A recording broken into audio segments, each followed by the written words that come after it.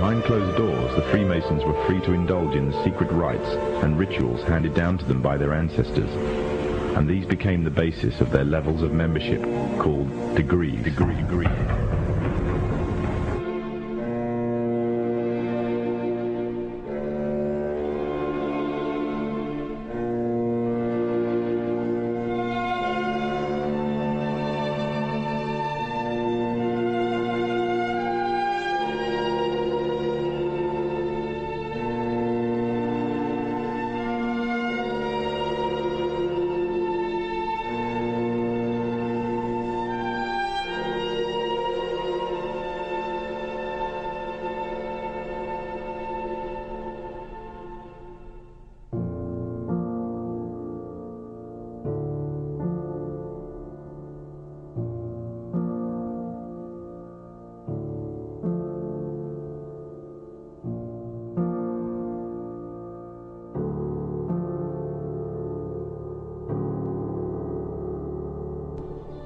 The secret lodges of the Masons were open to members of the French army.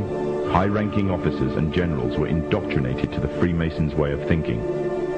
With the people, the politicians, and the military of France under Masonic control, the Masons could finally strike. Freemasonry has worked in a hidden but constant manner to prepare the revolution.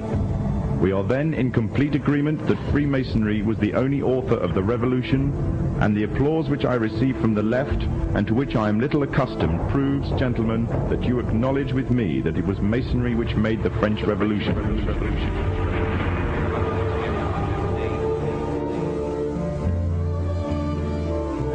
When the so-called founding fathers of America landed on Plymouth Rock, not only did they bring with them disfranchised people, they also brought the Freemasonic elements of Europe.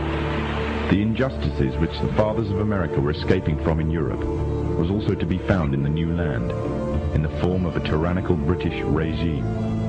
In order to gain complete dominance of the new state, the Masons used the same methods to gain control of France. Although the British monarchy was run by the Masons, the American War of Independence was a necessary action, and the people involved in the war were expendable for the Masons to fulfill their dream.